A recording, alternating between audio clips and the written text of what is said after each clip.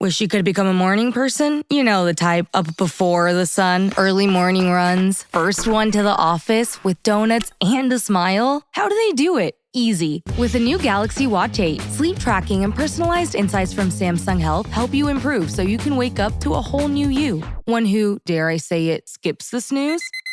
It's possible. Train your sleep with Galaxy Watch 8. Learn more at Samsung.com. Requires compatible Samsung Galaxy phone, Samsung Health app, and Samsung account.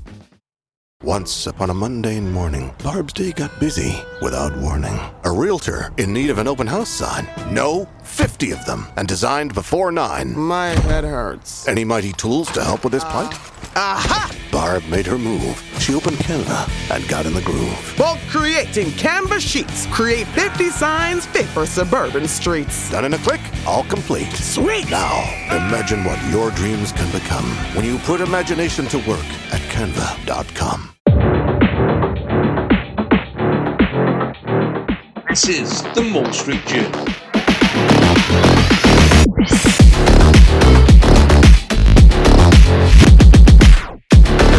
Hello, cheers, and welcome to the Mall Street Journal, the American Rugby Pod, that brings you all the latest news and reviews for the MLR, the WER, the women's and men's Eagles, and whatever else we can find as we cast our eyes across the USA rugby landscape. My name is David Lawrence. I'm thrilled to kick off this brand new show featuring two fantastic co-hosts, starting with the incredible Rugby Julia. Julia, how the heck are you? It's been a while. Hi, David. I am so happy to be here. I'm so happy we figured out a way to get a USA podcast going. I'm thrilled we have another host. I'm stoked. I'm doing as well as you can when you're in the USA. So, as she just alluded to, we've also got the lovely Nick from Texas. Nick, I was privately hoping to call you Lone Star Nick because it just sounds like an awesome movie character. But as we chatted before coming on the air, I think we landed on Kolya. Will that work? Yeah, that'll work. Glad to be here. Happy we have a rugby podcast that is for and by the fans. That's right. And I'm just excited to have people who have, 1,000 times more insight than I do because we're heading towards a couple of World Cups. There's things happening in USA Rugby right now, and it's the prime time to talk about it. This is our first time together, so we'll naturally be figuring things out as we go. The obvious place to start is our backgrounds. Kolya, you're a coach and a former player, but tell us about that. What's your rugby journey been like? Great. So I started rugby in high school with a team that was connected to the high school but wasn't sanctioned by the high school. We Very American. We won a state championship. Then we got second in state the next year. And after I graduated, the school decided that it would finally sanction it. Went to LSU, played there for a game before I started getting these terrible migraines where the world started turning purple, which did fit going to LSU. Yeah, I was going to say, was it the school color? Yeah. And, yes.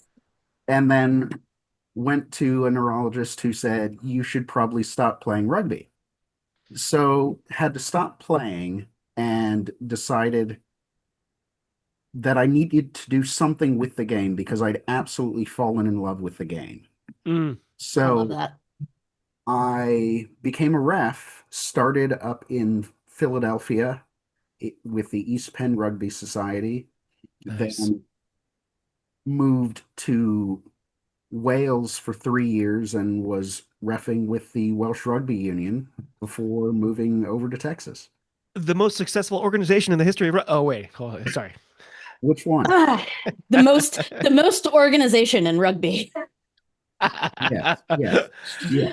That's amazing. How do you stay fit to be a ref? It's like I look at those refs and I think, oh God, even that's too much work for me. You do the cat roach plan. Yeah. You run a lot. You could be cat. There's a lot of running. I coach several sports as we alluded to. I coach middle school soccer and I coach middle school sevens rugby. Wow. Fantastic. I didn't know they had the middle schoolers playing sevens. That's so smart. Middle school sevens. That's so smart to get people into the game. Yes. I really like that. Yeah. And this past weekend, I'll get into it later, saw a couple of the teams from the league I created here in South Texas playing at a grassroots tournament at the high school level. So the middle schoolers have graduated up to high school and have That is so the cool. high school That's fantastic. Wow. Well, Julia, I already know quite a bit about your own journey, but for new listeners, which we've probably got plenty of, tell us about your rugby journey. It's led you all over the world. You've got some amazing pit stops along your journey. I do. So my journey started actually watching rugby from afar. My my mom was raised in Europe, went to school in the UK. As a teenager, I got to go over for a few summers and watched rugby. Didn't really get to play much. I was just kind of around, not like I knew anybody. Came back to America, obviously. Kind of exposing my age. There was definitely no youth anything at that time for boys or girls. Definitely not for girls. The earliest that you could do at that time was college. Time passed as it did. I started playing immediately when I got to university down in another region of Virginia. That school didn't work out, but I made a lot of contacts, ended up at the school that I ended up going for my whole career at Virginia Commonwealth University, played my whole career there. My senior year, got super injured, got into coaching at the University of Richmond. Super injured? What do you mean? What happened? I got compartment syndrome in both of my calves and a really, really, really silly bad scrum accident. A scrum accident, as it happens. My toes got locked into the ground and the rest of me expanded. I got traumatic compartment syndrome in both calves. And there is a surgery for compartment syndrome doesn't sound like something that would be that bad. It kind of sounds like it's that bad. You're a fussy packer. And then I cannot stress enough, do not look it up on Google Images. Yeah. So your muscles are in a fascia, which is a casing. It's like a baked potato. When you work out, the way that you grow your muscle is that fiber expands and contracts over and over. If you tear it irreparably, your muscle pops out a little bit. And that's compartment syndrome. And grows an eye. And it grows an eye and it gets a new name and then you have to claim it on your taxes. So that happened. I started coaching at U of R. I really liked it. Graduated. I did know that I had a little bit of time left in my legs after healing. Nice. So I went and played a season and a bit over in Australia. I just got lucky knowing some folks. Ended up playing in Australia over the period that I was playing in university. I got to also play in Canada, which was a lot of fun. I got to tour Canada with a team that could roughly be called a rugby team, mostly a drinking team that also played rugby. And yeah, from there. So overall, UK, Canada, Australia, would have really liked it to be more. But since then, have been helping sites like YSC, which used to be your Scrum Half Connection. Yep. Our buddy Wendy Young, I was really lucky to get to write a little bit there. Scrum Queens, which is now defunct as well. Got to do a bit with that. And from there, definitely been a fan and a talker. And now now people keep inviting me on podcasts for some reason. Well, my own tale is one of viewership alone. I've never played a single minute of the game. It's just something I've discovered. We have to decide where you really would play. Love deeply. We have to decide the position that you would play one day. I've actually asked people about this, and I'm eyes are curious. So bad. What are your strengths? Watching when you are active. Okay, watching. So that's the front row. I don't think if I wasn't wearing my glasses that I could play because I wouldn't see the ball coming. I wouldn't see somebody very close to me. No. Like somebody once told me, "Oh, you would just hit breakdowns all day long." And I was like, "Yeah, but I'd have to find the breakdown." So it's unknown. So the vision is that bad. You can't even just follow the ball. Just so now. I wouldn't count on it. What's your height? Yeah, how tall are you? How tall are you? I'm 5'8". Okay, do you have a fast sprint? No. No. Do you have explosive? So no explosive speed? No, You're in the what? front row, baby. You're in the I- front row. I'm sorry. You're coming with me. There are shorter people than me in the front row. I've Okay, learned, but you have to. Yeah, it's but true. I've But been in the front row, but you I've been in the only have to process of see right in losing front weight of you. instead of gaining weight, so I don't know if I'm heading in the right direction. So, The weight is all in the muscle. Oh, we'll talk. so Oh, I didn't get to ask Kolya, what position did you play before the bonks? oh yeah, So in high school, due to it being unsanctioned and us having coaches who kind They're of, letting us do whatever we want. I switched between, or my first couple years, I switched between lock and wing.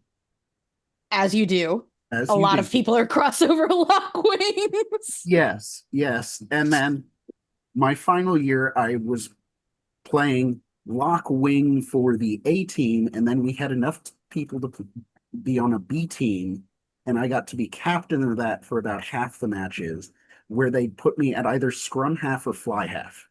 They said you're okay, but you're not that great. So I'd be at Yeah. you're basically in charge of the whole thing. That's okay. I started off at scrum half because they're like, you're a real nerd about this stuff. And I was like, yeah. And then they were like, you're slow and like not great in the body. We're going to probably pop you right in the front row. And I never left.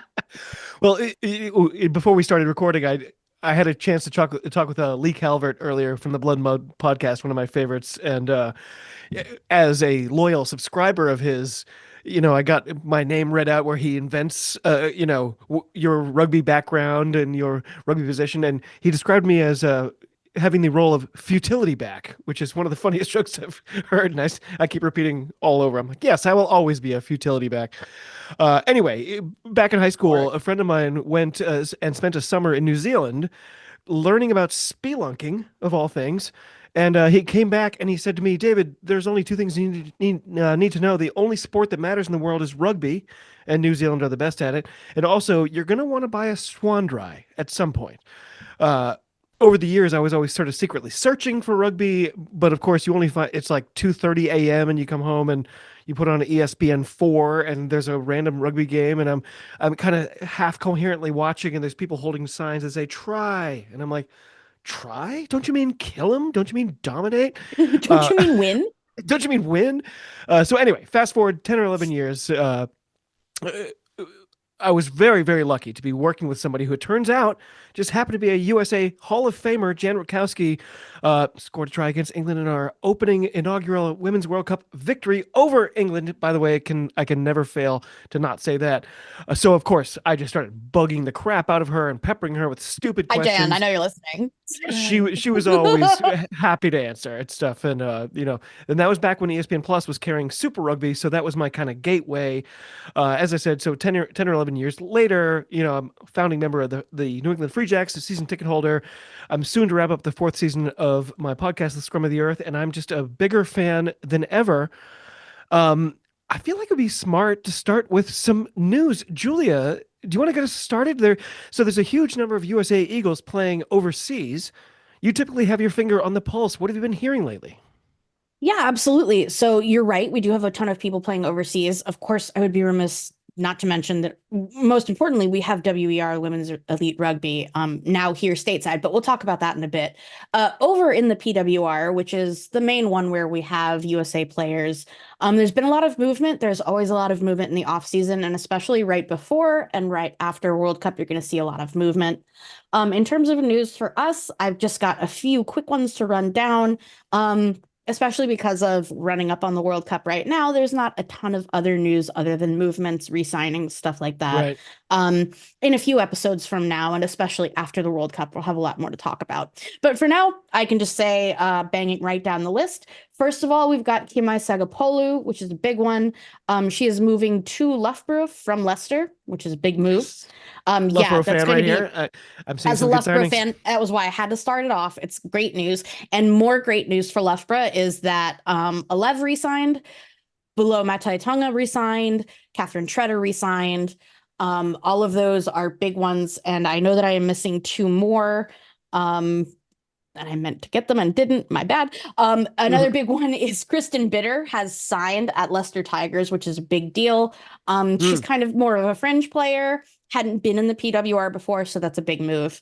Other big ones that we've got are Tess Fury re-signing at Leicester as well, which is great for them because Leicester Tigers is having a lot of problems. But is there a better name? Is there a better name than Tess Fury? Tess Fury, I know, fantastic.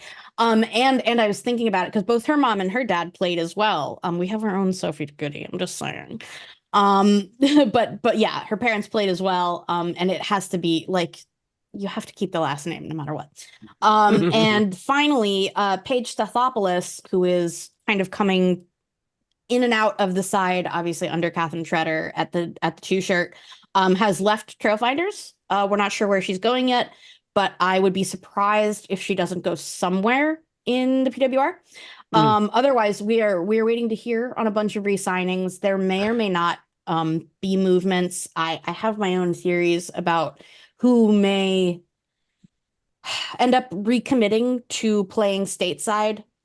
It's a conversation that's happening a lot in women's rugby right now, especially in the face of the EQP requirements at the PWR, which is English qualified player. Right. Just a very quick rundown. The PWR has requirements for each team to have 60% English qualified players on every game sheet, which is making everybody else who plays in the PWR who is not English qualified reconsider. Obviously, the closer you are to England, the more likely you are to stay. The Welsh aren't really leaving. The Scottish aren't really leaving. But Americans, Australians, Kiwis are coming in and out. And I think we can talk about it when we get to WER, but I think with the success that we saw with WER and the chances at investment that we have seen and stuff like the Michelle Kang money, I do think that there is some reconsideration because of the huge upset that it is to go play overseas, especially in the PWR. Yeah. I think that there is a lot of thinking happening, especially for folks who have either partners or like really close family that is still here, and the options that WER now provides with that living wage. So it's a fear that I have a feeling we're going to end up, all of us, talking about, very much going forward, because I only recently kind of lifted the lid on the wages in the WER and what this structure is actually like. And of course you have to go to the PWR. Of course you have to go somewhere else. Like, unfortunately, it's rough, but anyway, we're working it out. Nick, did you have anything to add to the news?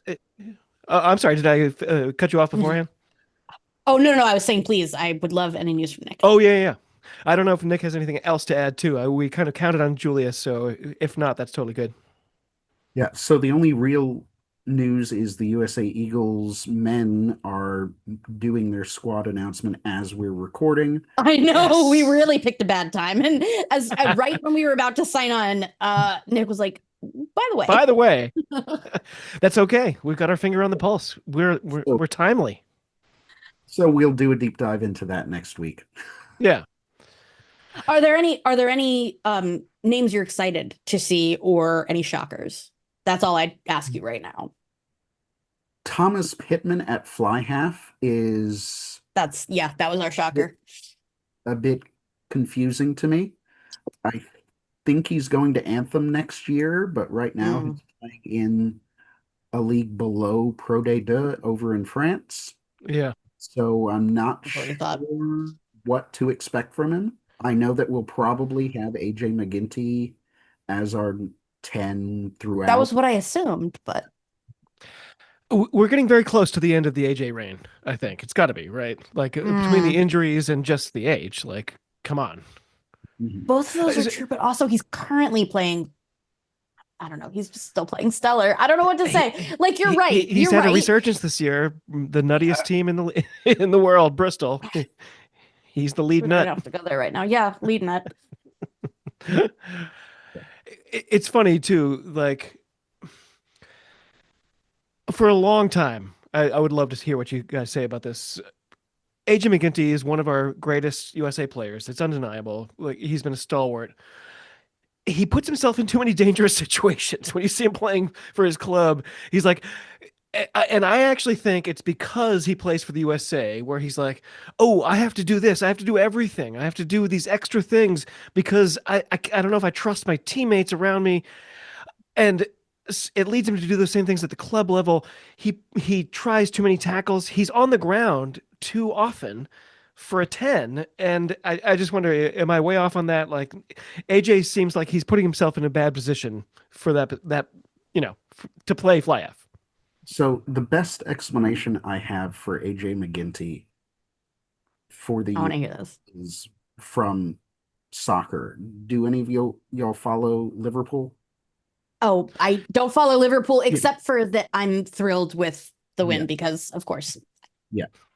So there's a guy named Andy Robertson who's their kind of all-world fullback. And he also plays for Scotland, which is not very good. I follow a lot of women's soccer, and I'm just going to do this right now. Tries to do a lot, everything, and in the process ends up making more mistakes than he normally would while playing for Scotland. That's exactly my feeling. Yeah. So that's my feelings on the current AJ. And I love him. I don't want to criticize him because we need him. Absolutely. But like, because we need him. But okay. Oh, I'm sorry. Go ahead. Oh no, I was saying but, and then exactly what you were implying. Well, when we look at where the USA is on the world stage at the moment, it's not great, frankly. Worldwide, for our women, the top four are England, Canada. That kind of gets me excited to say every time. And of course, then New Zealand and France. 4 teams stand between France and our Eagles, who are currently 9th, just a few points ahead of Wales.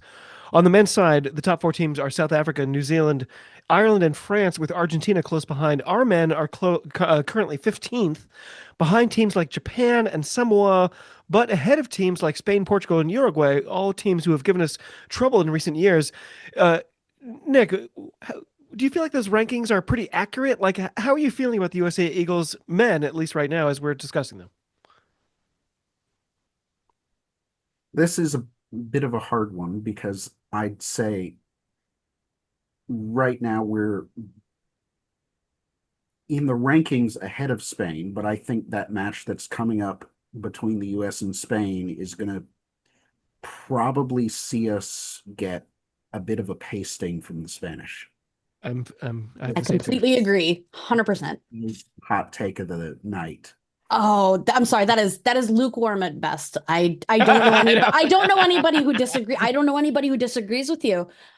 That's unanimously what I've heard. And honestly, it mirrors. Not that it's the only reference that I have, but it mirrors what's happening at the women's as well. I think in terms of the organization. All 3 of those teams, Spain, Portugal, and Uruguay, I think any of those 3 teams could take our men on any given day, and probably most of the time. I'd say Portugal and Uruguay would be closer. I think Spain is quite a few steps above. Interesting. In terms Julia, of their rugby Europe championship performance, you can tell. Yeah. Sorry, I just wanted to agree when you saw the REC performance. No, it's true. It's true. But Julia, same question. You and I were both bitterly disappointed with our performance in the Pacific 4 series for our women. Like, how are you feeling about this, the state of rugby for the USA for the women? I'm personally at a crossroads with where it is right now. I do still have a bit of optimism about it. I still stand behind Sione, the newish coach. There are a lot of structural problems to address. They haven't shied away from saying that. I've actually gleaned a lot of great information from Tess Fury's Rugby Pass column. She's been outlining a lot of the structural changes that have been made, both good and bad. And I mean, obviously they are colored by her By the way, experience. if her column isn't called Fury Road, I don't know what's wrong with the world. Oh my God. I'm going to talk to Francisco at Rugby Pass. Francisco Isaac, friend of the Julia, hopefully pod one day, friend of the Julia. He has been working a lot on that as well. But back to the question at hand. I am extremely fortunate that I'm going to be at the July 19th game here in DC. I am very curious what I'm going to see. Luckily, it's a doubleheader. I'm going to watch the men and the women. I really look forward to giving you guys what I end up seeing. Hopefully, I'm hoping to capture some footage as well. Yeah, I'm stoked. Luckily, you guys are going to be able to report back on how the new partnership with CBS is working, or Paramount Plus. I don't know which it's going to be. They announced that new partnership with CBS/Paramount Plus. It happened like a day or two before the last women's match, the one in Kansas City, and ended up that so many of us couldn't watch it. But that said, they then recently announced that the next men's match was going to be back on the Rugby Network. Anyway, all of that said, if everybody can watch it, what I am really looking for is an enhanced performance against Fiji. Fiji is a team that I think should be a more on par challenge. There's no way around it, and I talked about it on your other podcast already about the performance against Japan. It simply wasn't good enough. I know that they outlined pretty extensively what they felt was wrong, and that's great. Acknowledging your problem is half the battle. What I am disappointed with so far is the follow through. You could argue it's the easy half of the battle.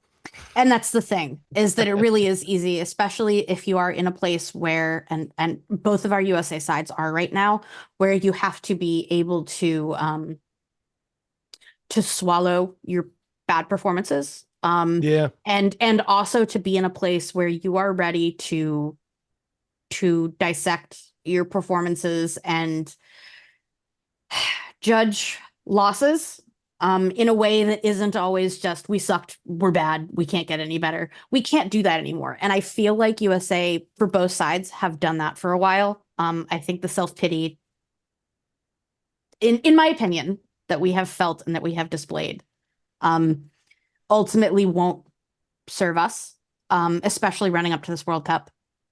I'm really curious. I think Fiji is going to explain a lot. I really wish that I had already seen this Fiji match so I could give a better opinion, but that's going to be the next challenge that will actually be a good litmus test.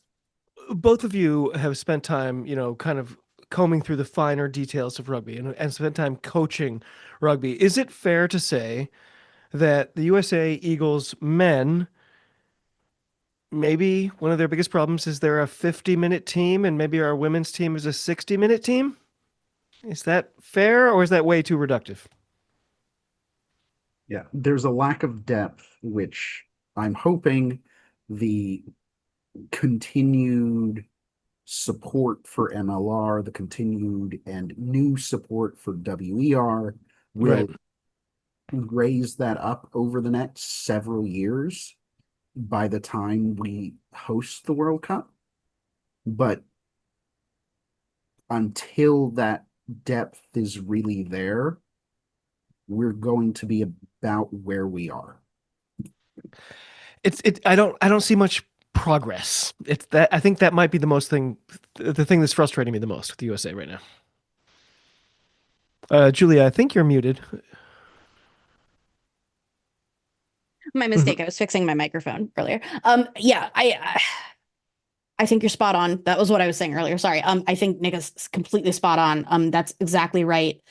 And really, you are going to have to look to MLR and WER to kind of like mystic divine what may or may not be coming up, and like how much hope you can put into the future. We know that we nurture domestic talent to an extent. What we're finding, and we were talking about it offline right before we started recording, is that unfortunately at this time, our absolute best talents have to go elsewhere. For the men, this is slightly more overcomable than it is for the women because they don't have to go as far. But the big problem that we have in America, and first of all, geographically, it's a huge country. Even if everybody could stay here, it's very hard to get all of us together. Headquarters is in Colorado. Okay. Everybody can't live in Colorado. It's very expensive. Well, but that is really one of the big problems. And then you have to own a mountain bike. There's all sorts of things. You have to be a runner, even if you're in the front row. You have to be into oxygen. Yeah, oh my God. And getting it really hard. Apart from all of that, it is very hard to develop talent when you can't have it together all the time. And not to excuse ourselves that much, but when you look at the countries that have the most success and that have the tightest developments, putting France and South Africa mostly aside, even for men and women, England, Scotland, Wales, all of these places, New Zealand, Australia, that are very easy to have everybody together all the time. You can have all the talent in the world, and in America, Perth in Western Australia might be on the phone with you right now, being like, but hello? Actually, right, you would think, but then when you talk to development officers in Australia, they will tell you one of the biggest problems that they have is when they find really good talent in Perth, and what happens is almost always is they relocate. Yeah, America, I won't go off. I've done it a million times on Scrummer of the Earth.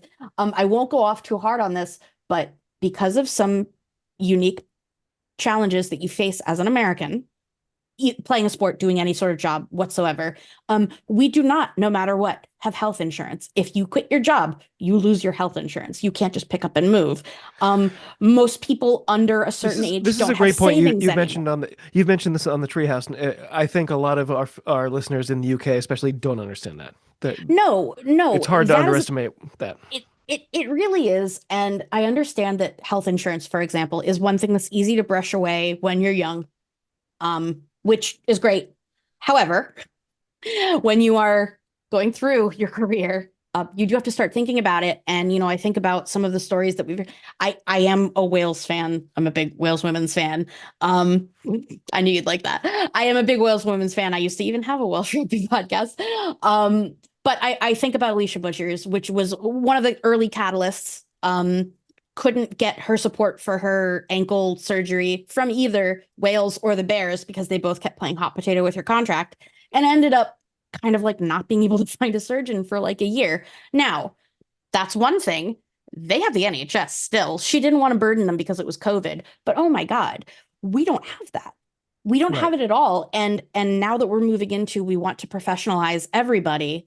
In order to do that, in order for rugby to be your job in America, it has to be a place that offers you, for example, health insurance. Relocation costs would be great. We know they don't, especially for MLR. They're not providing relocation costs.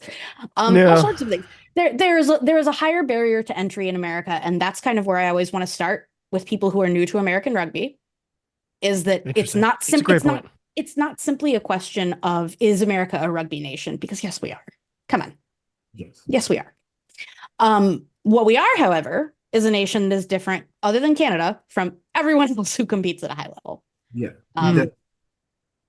Along with the insurance issue and us just being huge. Two of our best rugby players are from Alaska. Do you know how far away that is from Colorado? Anyway, sorry, go on. Very far for our British listeners who may think that Swansea and Cardiff are far away. Who say that? Oh my God, he's so right. You're so right. And they say that they hate getting in the car for 40 minutes. 40 minutes.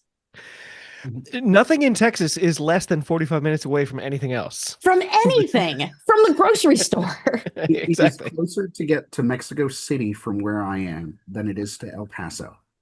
Oh, El Paso. Okay. I wasn't sure where in the South you were, but I was going to say probably to San Antonio. Yeah. It's closer to Mexico City from San Antonio than it is to El Paso. You can drive for, what is it, Kolya, 2.5 days in Texas? Yes. 2.5 days. Yes. Yeah. And when you get there, you're not going to like it. And when you get there, it's desert. Yes. And along with that, you've also got a massive barrier to entry in our nation's understanding of everything is pay to play at the youth level. Absolutely. So- 100%. You're so- absolutely right. So for a school to have a, say, high school rugby team, they're probably going to assess a fee to the student or to the parents that they're going to have to pay. But then they're also going to have to pay USA Rugby. To register and your equipment and your proof of insurance. Yes. Which immediately, by the way, negates anybody who is from a lower income household.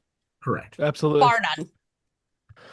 The Correct. Free Jacks, I just And want to we say, wonder why they are can't doing a recruit like great job football. of outreach on this level too, where they're going to the boys and girls clubs in Dorchester and the lower income neighborhoods, and they bring a bag of balls with them, and they're like, there was a bag of balls program where they're like, Yeah. if your school wants us to come up and bring a bunch of professional players and bring you some equipment, we'll just do it. It's free. Just tell us. But Same even with the Houston SaberCats.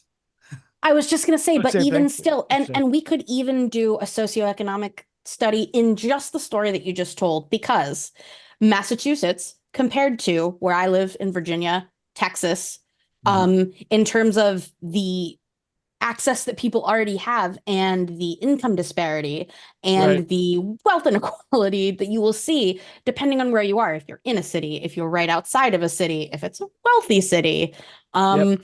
San Antonio and El Paso, two cities that Kolya just named, very different experiences if you want to try to break into a sport that isn't basically just soccer or football, American football. Even just accessing a sport other than, and hockey is another big one, just getting a foot in the door is something that I feel like international listeners don't necessarily always understand.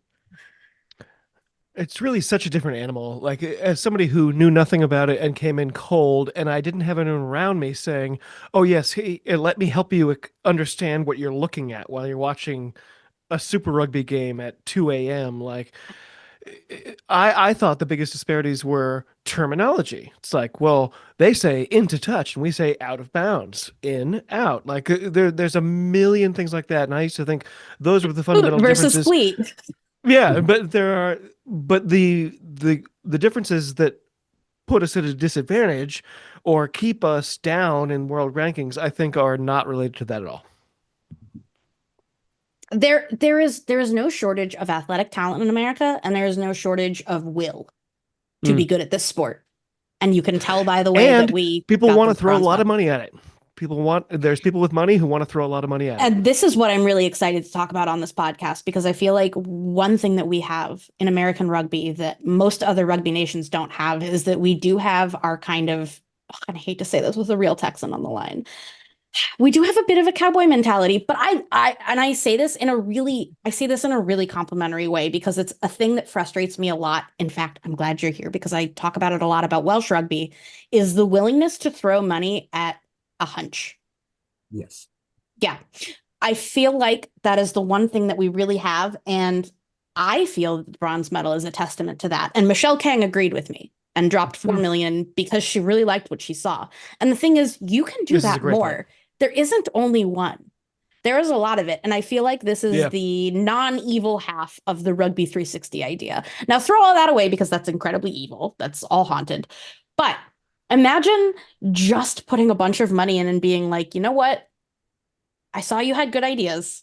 Take this. You know what to do with it. I don't know. I'm a billionaire. I mostly do soccer. I don't know. Go do it.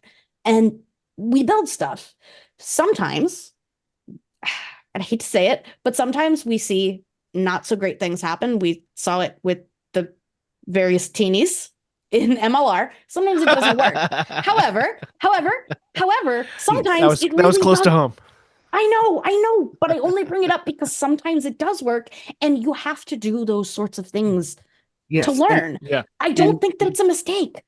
Yes, and with the AGs, that they had so many good things going. So many good ideas. They were a good team. It's not worth throwing it away just because ultimately something else happened. Those ideas are great. And I feel like that is something that we have in America, where we love to take pieces of good ideas and be like, I look at WER for this, because WPL which was its predecessor, was completely amateur, but it had a lot of good ideas. The only problem was the big barrier to entry, which was the pay to play. And WBR said, we're going to do the best that we can to try to get near a living wage. And a lot of people said, great, I'll come home. And they did. Well, Kolya, Julie just mentioned the cowboy effect. The vast majority of my family is from Texas. I've spent a ton I also of time have a bunch there. of family in Texas. We love you. And none of them do I think of as cowboys at all. What was your reaction to that comment? I have a bunch of Jews in Houston. I don't think of them as cowboys. Houston? Houston, thank you. I didn't know if I could. No worries. Yeah. Do you feel connected with that cowboy idea that Julia I'm mentioned curious. at all, I'm Nick? curious what you I'm think just curious. of rugby in Texas. So my larger local team, San Antonio, has an armadillo as its logo. I love that. Really? Yeah. That makes me so happy. I'm actually going to tell all my friends when we get off. The city basically shuts down for a month over the radio. Yep. It's like, Oh, yes. like that.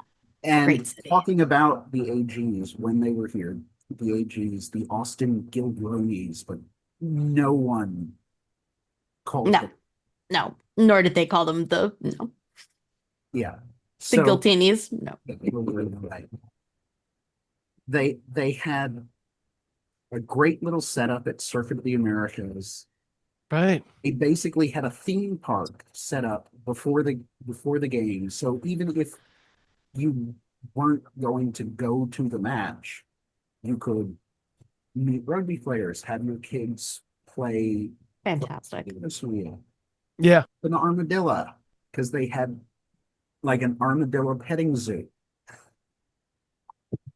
And when it comes to armadillos, once you pet one, you've kind of pet them all. Yeah. Don't tell them that. They work really hard on that armor. Yes. Okay. I want to kind of bring us back together. Back here at home on the domestic front, we had the opening round of the MLR playoffs and the final round of the WER. Nick, do you want to walk us through this weekend's action? I've got the scores here, but I think you've got them as well. Yeah, so I'll start with the WER. And we had the Breakers against the Onyx. This match. Oh my God, the Onyx are so good. It's crazy. We'll talk about that another episode. I have a whole started as a bit of a laugher. And it 42-17 to Denver. To the Onyx. 42. Yep. There were some pretty good tries in this match. I don't know what's happened with the broadcasting with WER. I can give a really brief one on that. As far as we were told by the organization, there has been a bit of and I don't know because I'm not in the room, but WER was not happy with Dazen's work. There were hiccups ultimately every match. To be fair, it was still better than the MLR matches. It was still better, right? And so that's how I felt about it. I was kind of surprised that they ended up cutting ties. I'm not sure about the back office stuff, but I do have a friend on one of the WER teams who's finding out for me. So I'm hoping to have it for our next episode. But I have been asking, and of course, it's safer for her if she just waits till their season is over. So we're just gonna wait for that. But I do hope to have a little bit of information there. The good side of it is that what they decided to do is to just live stream field coverage straight to the WER website. Which has still been exciting and compelling. I've enjoyed it. It has been exciting and compelling. Unfortunately, it's a bit harder to bring new fans in when there's no commentary. Sure. That has been my experience so far with it. But that said, I've made a few new fans, especially out of soccer fans, who are still tuning in and trying and following along, which is great. But that said, the official line is that they may rebuild the connection with Dazzlin. They said TBD. At this point, I trust them because I think that their interest is putting together so here's what I think. I think the WER followed very closely in the PWHL's footsteps, which is our professional women's hockey league here in America Which has been and Canada, great. which has been phenomenal. It's a fantastic league. It's been tremendously successful. They I don't happen even like to hockey, and I love that league. I'm Oh, considering I- buying merch. Like, I'm not going to go, I've but I want to gotten buy the really merch. I've gotten really into it. Their broadcasting has really been second to none. Actually, that's not true. Second to one, and it's the WNBA, which has a ton of money. But PWHL has been making a lot out of a little, which is, I think, what WER was looking at. The company that they hired to set up a lot of the branding is it the company that does the branding for the Red Roses. So I think they came here. I know that they came here. They looked around, especially at PWHL because they're the most recently launched.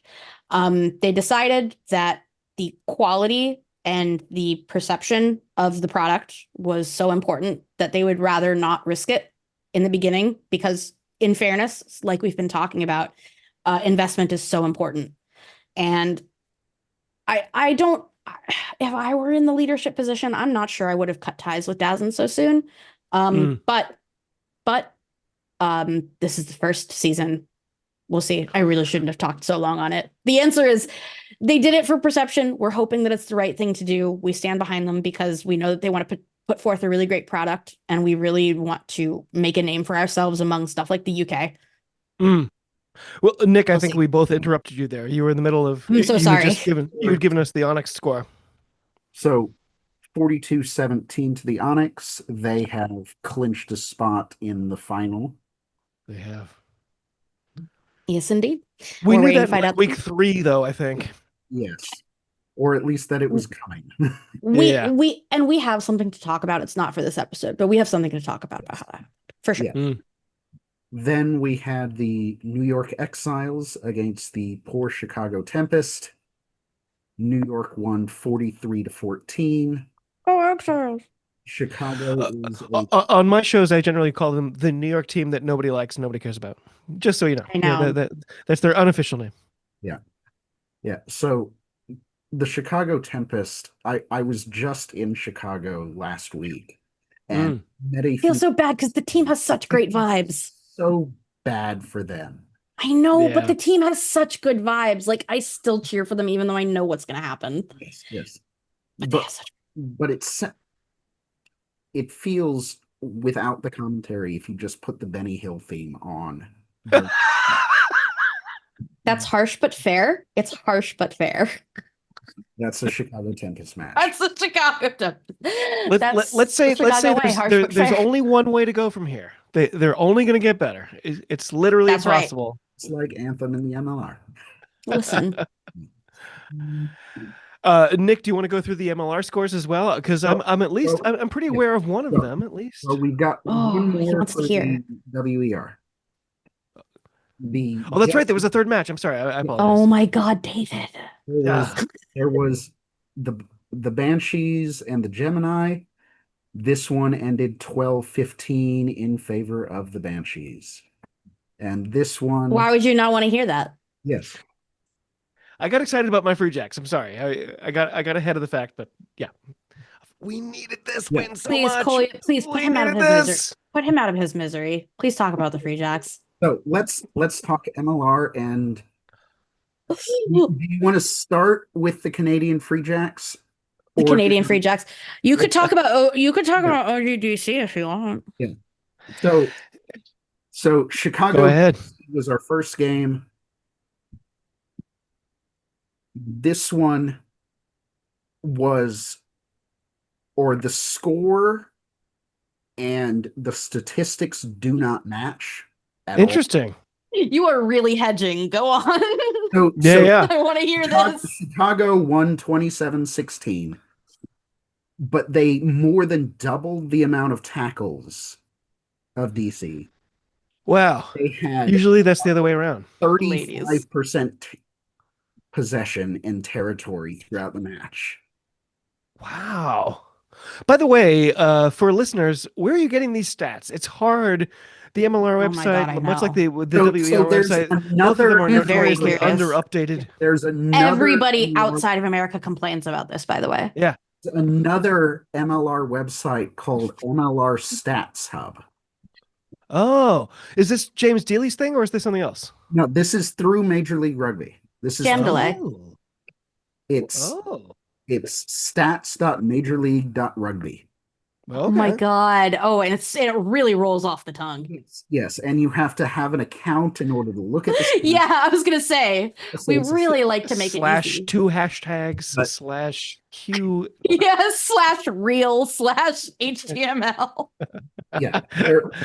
Oh, sorry. That was HTML. Oh Sorry. no, Yeah, no, crashed.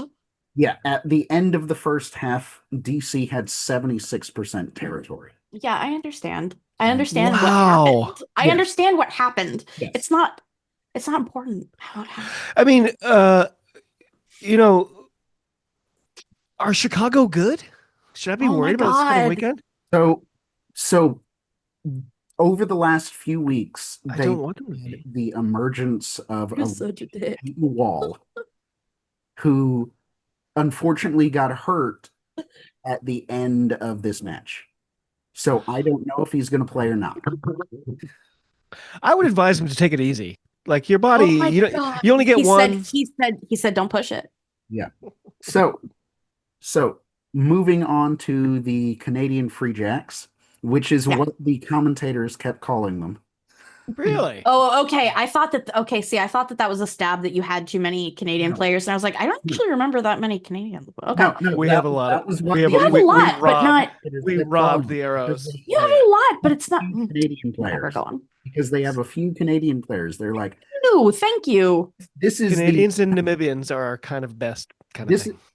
Welcome to Quincy, the 8th province of Canada. Oh Things my like that God. throughout the match. Wow. Wow. Wow. I love them throwing shade like that, especially while we're That's- winning and That's absolutely really slamming them down. creative shade, though. I know. I like Really it. like them to start calling it like Windhoek or something for the video, And- but it's fine. But So- that would be a great shot. But you both might love, of course. Q, our starting hooker, who's Canadian international and an incredible guy. We like to say how he's so Canadian, he's Californian. Like his Canadian accent is so exaggerated that he Don't sounds ya know? Californian. It's really great. So Mangling those vowels. other than ESPN's insistence on Canadian regions. the Canadian thing, the one major takeaway from this, other than that the Free Jacks act like they're Leinster, is, or in just steamrolling whoever they're playing, So is No, wait, I need to should finish. I just let you Miami two? finally Am I done? scored a Are you try done with me? against the Free Jacks.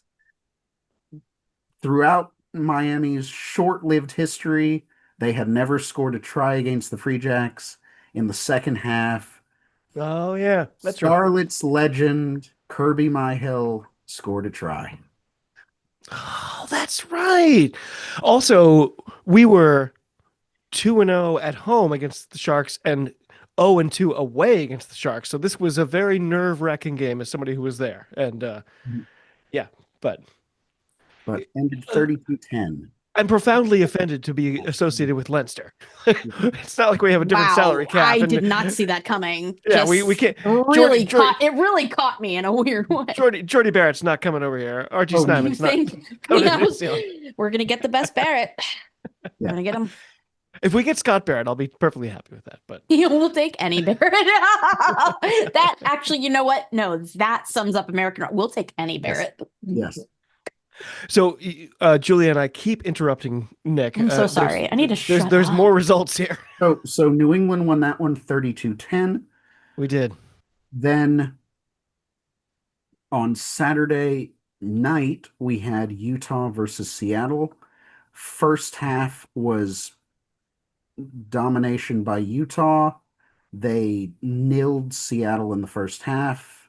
Seattle scored 3 tries in the second half, and Utah Almost. scraped through 23-21. I call them the rugby team of Latter-day Saints. Yeah. They are Ugh. at the It's gotta Latter-day be. Saints Bank Stadium or It's something. gotta be. It's at Zion's Bank Stadium, I think it's called. Zions Bank. Oh my God. Zions Bank. Yes. Fantastic. Yes. Why are all of the teams in Utah so cursed? It's fine. It's fine. It's not my business. I can think of a couple of reasons. Yeah, so can I. And then we had the final MLR match of the weekend, which ended up being played yesterday because we got rain in Texas and Everyone's like, And I was gonna say, and everybody had to marble. and the pitch flooded. So I'm sorry, but that's really an indictment on Texas. it's the most Texas. To be fair, not a lot of ground soil. Not a lot of ground soil in Texas. Not a lot of topsoil. Houston sometimes actually gets rain. It's true. Sometimes too much. Yes. Some might argue too much. But this time, Houston had a waterlogged pitch, moved it to Monday at 6 p.m.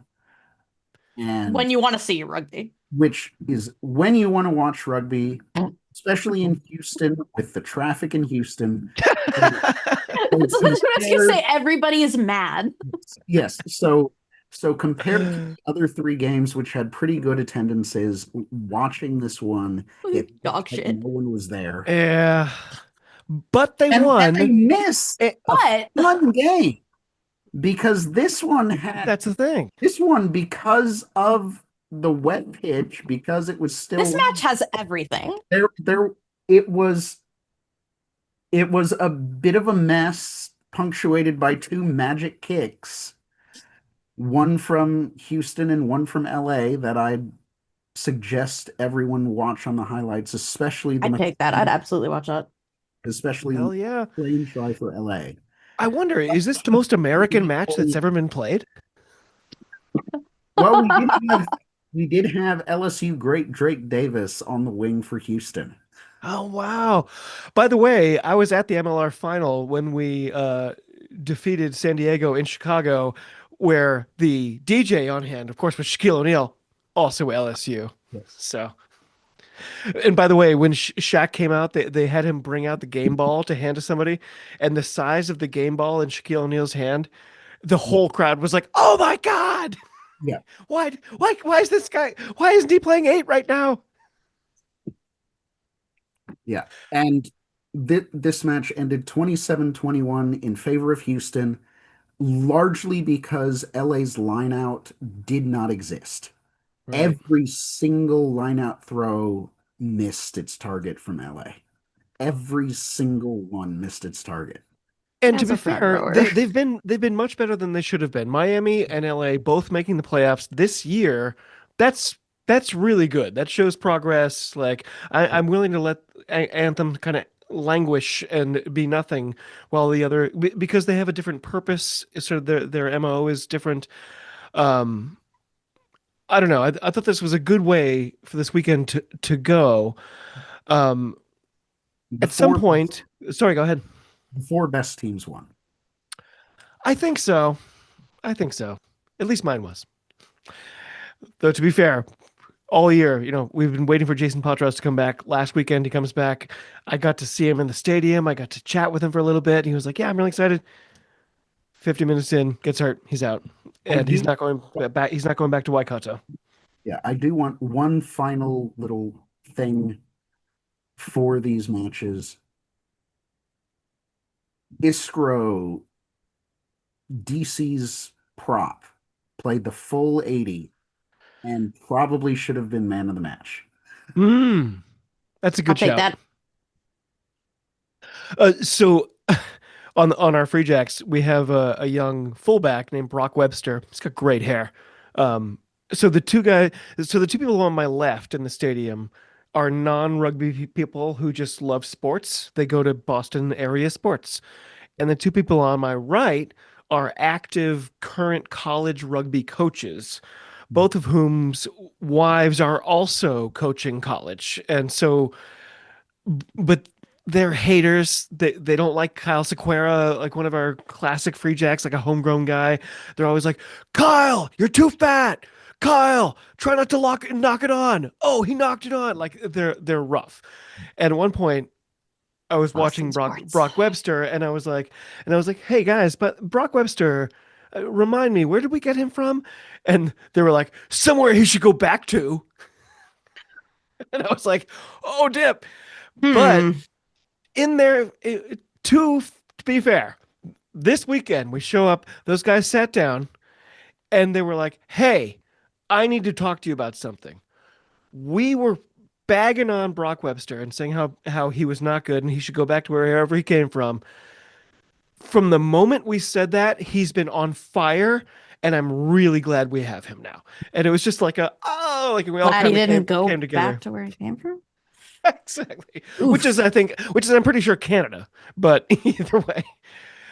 I mean, we started to call them Statler and Waldorf. Like, they just want to say mean things and stuff. But like, I've now started to lean into picking their brains as we're watching, where I'm asking them questions about, like, when they complain about something, instead of just letting it go, I'm like, well, you're a coach. What would you have said to your players in that moment and stuff? And like, it's created a new level that I'm really enjoying. So anyway, Brock Webster. Very good. At some point, I'm going to bug Harley and do exactly what he does and create a beautiful spreadsheet. But for now, I'm just going to write it down. What are our predictions? The WER is off this weekend. They're getting ready for the Legacy Cup. It's going to be so good. But what are our predictions for the MLR this weekend? We're looking at my Free Jacks hosting the Second City Pupsters, and the rugby team of Latter-day Saints, the Utah Warriors.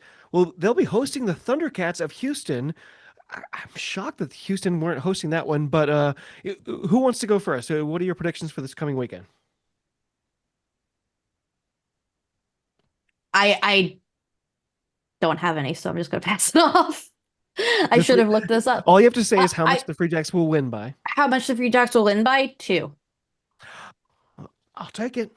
I'm sure it's going to be way more. I don't know. Is DC playing? No, they got knocked out. Oh, well, they would have won. So how about that? I'm just making stuff up. Ignore me. Go to Kolya. He knows. Nick, how much are my Free Jacks going to beat the Puppies by?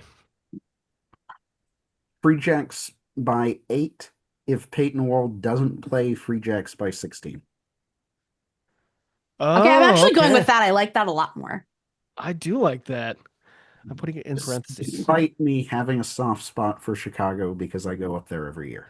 That's my thing, is that I have so does. much family in Chicago, and I absolutely love the city. It's my second favorite city in America. I just My love brother went to Chicago. grad school in Chicago. We went to see him there a bunch of times. It's such a great city.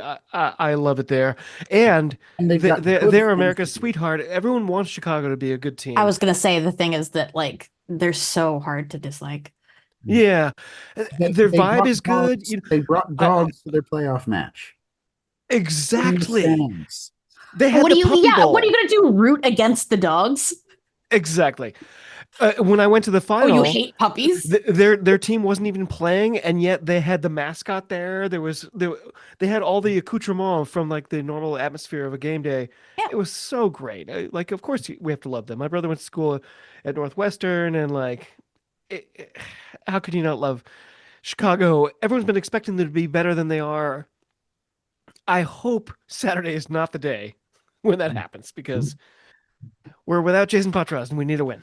By the way, Julia, remember a couple weeks ago when USA Rugby spelled the country New Zealand wrong in their own official advertising? That's right. It's disrespect. It puts them on their toes. They spell that was it. We spelled Paula Balakana, our try-scoring leader winger. We spelled his name wrong on the big screen at the beginning of the game in a playoff match. Keeps him humble. Guys. Yeah. Okay. I love that we've got our predictions in. In our chat, we did talk about predictions for the Legacy Cup final. Oh, I'm sorry. Yeah. Utah versus Houston. We didn't even talk about it. I was too obsessed with my Free Jacks. Sounds right. Then Utah Houston, I'm going to go Sabercats by 4. Drake Davis gets a try. I was also only ever going to go for Houston if they're playing anybody other than DC. I love Houston as a city. And what's your margin, Julia? Oh, Houston by. okay. We're expecting a lot of me. 10. Unless that guy plays, and then it's more or less. I don't know. I'll text Nick. No, it's just. I'm shocked that Utah are hosting this game. Like Utah were so up, in my perception, Utah were so up and down this year, and Houston were like boom, boom, boom, Last boom, time boom. I was really checking in, Utah was not doing great, so I was surprised to learn. Very Utah strange. had been on this try-scoring binge. Oh. Oh, well, that sounds nice. I wish we could be on that. Incredibly. Oh, by the way, so I think we've all agreed we're going to save the Legacy Cup for the WER. Yeah, let's save. Because incredibly, the Eagles, women and men, both have serious fixtures to look forward to this summer. Julia, can you give us a rundown of what we're looking at internationally over the next couple of months, and how are you feeling about it? Yeah, I'm gonna keep this one short because I know we're running a bit over. So what we've got next, we've got on July 19th, we've got the doubleheader that I was mentioning earlier. The women are playing Fiji. The men are playing England. Huge asterisk. It will probably be more like an England A. But anyway, for the women, we've got that one. And then the other warm-up that we have is August 1st, which is Canada versus USA. And that's going to be at TD Place up in Canada. So in terms of what I expect, as I really detailed, as I detailed earlier, Fiji is going to be the test that we really want to look at. If you had asked me before the last two matches that we watched, I would probably have a more positive outlook. What I would really like to see is a win. It's not going to be big. It's also going to, I'm going to give a better prediction for an episode in the future when we see the team sheet. Yep. I'm curious about what we're going to see for that. And in terms of versus Canada, I'm just going to be honest with it. We're just going to get out of the way. It's going to be a loss. We were told today, actually, this isn't USA Rugby. It's kind of the opposite. But Sophie DeGoody is back. She is back on the team sheet. So that's over. It's over. Even as a USA fan, it's hard for me to be disappointed by that. Nobody is would you be mad when Michael Jordan came back? Exactly. Like, no. We're thrilled she's I back. like this sport, and therefore, unfortunately, I love rugby, so I love Sophie DeGoody. I want to see her play all. In fact, gives Nick a run for his money in terms of how many positions she plays. So, Yes. all of that said, those are my looking at points. In terms of what we're expecting, I kind of just went over it. Fiji is going to be really a one to watch. It would be really great if USA Rugby could tell us which channel it will be on. But that said, I'm definitely hoping to get us some content for the pod, and I hope to tease that a bit more next time we record. Nick, any follow-ups? What are you looking forward to for our men? I know we have some fixtures, and then as we were in the lead up, and I was struggling, especially to this get England everything fixture going. coming up. Yeah. This England fixture that who knows? Again, next How week, good a win would that be? the squad. If we won that game, that win would be, be astronomical. That might be. Anyway, I want us in that England match to do better than Wales did. Exactly. Yeah. No, that's actually a really fair. That's actually a really fair benchmark. That's my especially considering that England will be lacking all of their lions. If there's ever a time to do it, it will be now. Yes. Okay, we've gone longer than we thought. I kind of feel like it's my fault. For our opening show, I feel like we need to address the elephant in the room. The USA will be hosting men's and women's World Cups in 2031 and 2033. A lot of questions that'll need to be answered between now and then. Julia, very, very vaguely, how are you feeling about the state of our women's Eagles at the moment? Do you think that we're on track to deliver some results on the global stage in 2033? Are we advancing to a knockout stage? So here's what I think. I think if there were in the scheme of things, if there were a time that we could get to a knockout stage, it would be then, not this year. I don't think it will be this year. But that said, we are very fortunate starting this podcast when we are, because we're going to learn a lot from this World Cup this year. I feel better about it being about it being 31 for the women. I think there's a better chance then than there is now. I think there is a lot of growth that needs to be done. Nick touched on it earlier. There's a lot of depth that needs to be built, but we are at least setting up the building blocks. I'm trying to be as pragmatic as I can with this because it's not all doom and gloom, I don't think, for the women. I don't think that it's all doom. But the slope I have is so steep. much hope, but I feel like we're underperforming and The I don't slope know is what's steep. wrong. Yeah. Yes, but I approach this specific question in terms of like 4 years is a long time, first of all. Yeah. We don't even know that we're going to do badly in this World Cup. It's a bit early to determine that we did a bad It's job true. already. It's true. I'm also not going to sugarcoat it. Our opening match is against the world champions. It's against England. It's gonna suck. Like, but you're gonna get it out of the way early. We've got a difficult pool. We're probably gonna have a difficult pool in 31. 45 to 14 would be a massive win in my mind.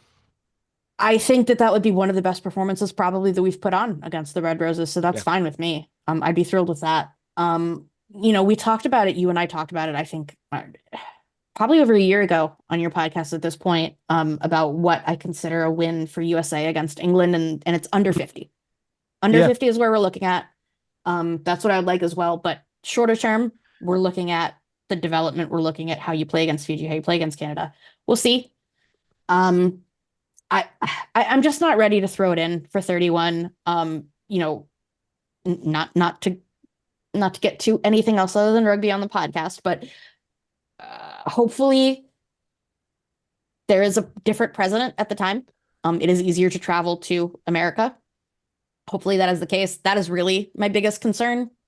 I'm hoping a lot of things will be different. I'm hoping a lot of things will be different, but truly my biggest concern honestly is about getting teams in and out and about American players being able to play in other countries in the next few years. So that's what I'm waiting to see. I have a lot of Kolya, same question effectively. Our men historically have never been as good as our women. Yeah. But what's your level of optimism heading towards 2031? Like, are we on track to deliver some results? I guess the same question is, are we going to win a pool stage game? Is that what constitutes a victory for the USA at that stage? So I'd say that should be the benchmark for the next World Cup, is to Agreed. being on the pool, win a pool stage match. And then from there, build on that with the depth that comes from MLR, with the depth that comes from having players playing in the Premiership, in maybe the URC, and see what comes from there. I think we're too far out right now to say you're completely doomed. And I think it's also a little too far to say we can't, or that. We definitely will. Either. Yes. When you look at what historically has been the peak age for when you're best at your rugby career, it's right in that sort of 26 to 28 range, which means our American players are 17 to 19 right now, who we want to see excelling and being our top players in those two Rugby World Cups.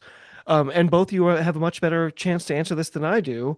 There's a lot of promise in that age range for in that age range for both the men and the women right now. No question. Nick, do you agree? I agree. That's good news for us, right? Is this a moment when we can feel positive about USA Rugby? It sucks. It sucks on to 17,000 pods. I've asked people, because the annoying phrase you always hear is, "America the sleeping giant of rugby?" Is America? And I always think I'm clever, and I say, "Oh yeah, we're the sleeping giant, but we keep hitting the snooze button." But we have insomnia. I know there's so many different. But narcolepsy. It sounds like we're getting close to a place of feeling good, maybe. There is a lot of room for upward trajectory right now. We need MLR to stabilize. Exactly. One thing is MLR stabilizing, not losing another team. Yep. The next several years, maybe adding a couple in good. I think WER is incredibly positive too. The first season, I think, was a raging success. And I think, as is as is often the case for specifically USA Rugby, I think those two are going to build off of each other. I think that there are a lot of, and for better or for worse, I think there are a lot of lessons to be learned from MLR. We've learned a lot of good and bad things. And I would hope that, not right now, obviously, but I would hope in a season or two that there will be some lessons that MLR can gain, because there's no reason that MLR shouldn't benefit from this as well. I think that the participant teams agree. There's been a ton of support from all of the teams that also have a WER team nearby. I think that there is a lot to learn. I think mistakes that will be made, if we can do it the American way and we can learn from them. I do think it's not going to be the next World Cup for either of us, but you were asking us about the ones that we're going to host. I think that there is a chance. Yeah. Well, this has been a phenomenal opening to this show. I'm so happy. This is so great to have a chance. Julia, you and I talked about the idea of having an American pod, but often the problem is I'm so glad we did. There's just not that much happening in USA Rugby, but there's stuff happening in MLR, and I think it's expanding. Nick, your insights at the level where you're coaching and you have these, hands-on experiences, I think this is going to be great. I'm so happy with this first show. I'm sorry we couldn't, we had AV issues ahead of time. We had slides prepared, or I had slides prepared, and they didn't work, so it's really annoying. It's coming, folks. But it's coming. And Lee, at the wrap is taking us under his wing. We're going to rely on him for a little bit. Any new listeners who are checking us out for the very first time in our inaugural pod, thank you so much for coming along. Thanks to everyone at the wrap for taking us under their wing and helping us launch the Mall Street Journal. Nick, any final thoughts before we get going and kind of wrap things up until next week? Yeah, this was great fun. And I did want to bring up one more thing just real quickly. This past weekend, I went to something called Bloodfest. Texas. You sent a I link know about Bloodfest. I apologize. We had a segment built in. We want to do this every week. It's going to be a grassroots segment, and we didn't have. Well, Nick had something, and of course, and I forgot, and I was at least going to tease it, and I forgot. Thank you, Nick, so much. Tell us about it. I just want to bring up Bloodfest. I wasn't able to coach or ref this year, just because of few things going on. But I brought my 2 young girls. They had a fun time. Bloodfest is one of those great little success stories in grassroots rugby. It's been going on since 1998. Fantastic. Wow. Going on since 1998. It's a sevens tournament. They had over 40. Who are the competitors? Is it high schools? Who is it? So high schools, community, or little like community groups from all over Texas. There were some teams from New Mexico, from Arizona. A few years ago, they had some teams from Iowa. NOLA Gold sent their youth team there. Oh, I love that. That's cool. I know Oklahoma sometimes goes. I got a friend who plays in Tulsa.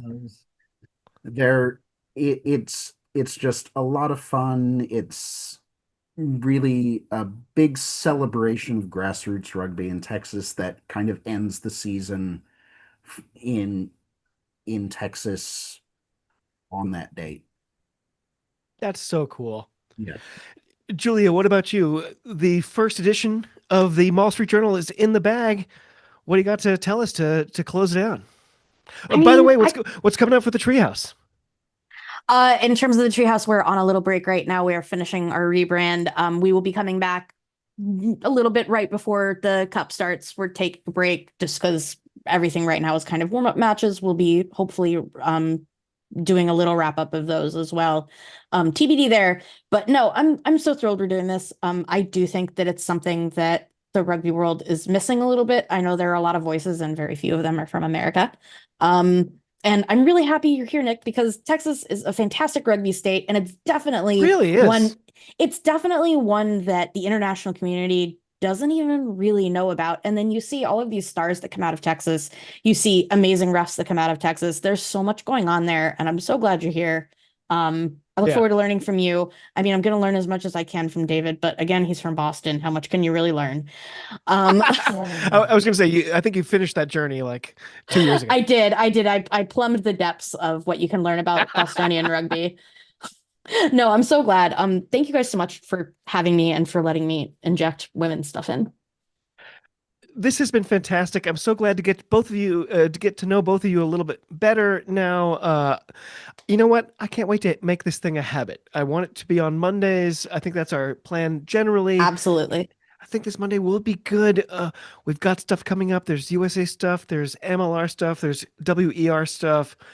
We're gonna have a lot to talk about. We're gonna have a lot to talk about, and the PWR moves, of course. Of course. To both of you, thank you so much for your time. I can't wait to talk to you again. It's great to have new rugby friends. Cheers. Talk to you soon. And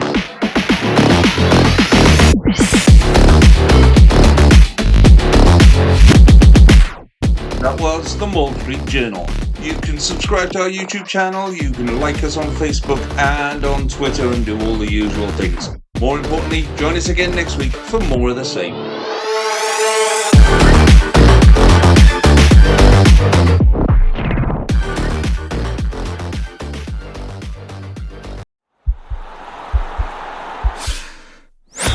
This podcast is part of the Sports Social Podcast Network.